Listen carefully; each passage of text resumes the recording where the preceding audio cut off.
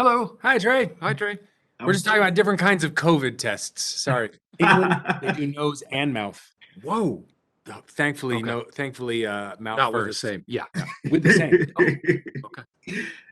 I'm so excited to chat with you both about The Shrink Next Door. I have to say, first of all, I had never heard of the story, and then after I binged the series, I had to spend like a few hours looking up everything I could about it because I was so mind blown. I was like, I need to know more. I need to know more.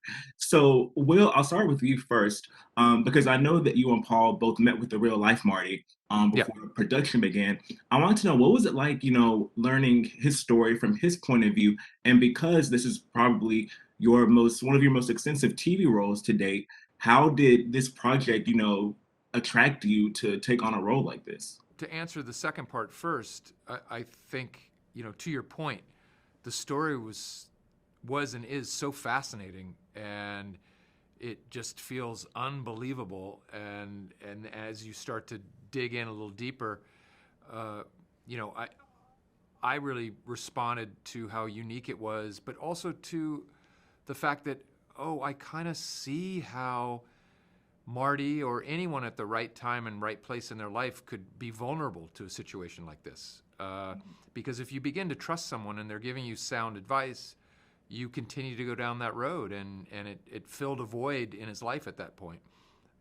In terms of getting to visit with Marty, we were so lucky that he was open to that, and he entertained us for an entire day at the Hamptons house, which is a big featured part of the series and the story. And yeah, he really, I emailed with him multiple times, had other conversations, and yeah, I think he was just so open to talking about it because he felt like he was in a place where it was okay to share it, and I think he wanted the story out there so that it wouldn't happen to other people.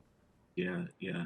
And Paul, for you, I think this series probably set a record for the amount of times I audibly spoke back to my television because some of the things that Ike said, I was like, "What? Excuse me?" I was just like, I kept talking back to my TV so many times. I know this is probably the most I've ever done that. But this character, I was like, "Wow!" But how would you describe the dynamic between Martin and Ike that kind of plays up through the season? How it kind of like twists as the episodes go by. It's very, very, very interesting. Yeah, I agree with you. It is interesting, and um, I, I could understand why you would be yelling at your TV. I get it. I felt that even when I listened to the podcast, I thought, "Oh wow, this is a really crazy story."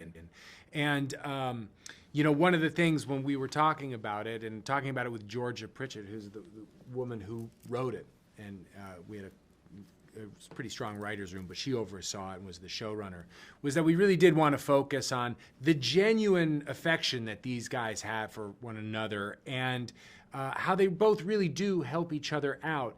It, I think they're both getting something from this relationship, even though it is a therapist and a patient relationship. They are, I think, friends, um, and it obviously takes a really big turn, but we wanted to kind of think how could this show how this could happen and have you, if at all possible, empathize with both characters in a way, even though what one character does might be considered much more manipulative and destructive. And that was the challenge in doing it. But yeah, he certainly does some things that would make you scream. Yeah. Well, thank you both so much for your time today. I can't wait for everyone to see this series, and best of luck on your next COVID test too. Thank you. Bye. Appreciate it. Take care.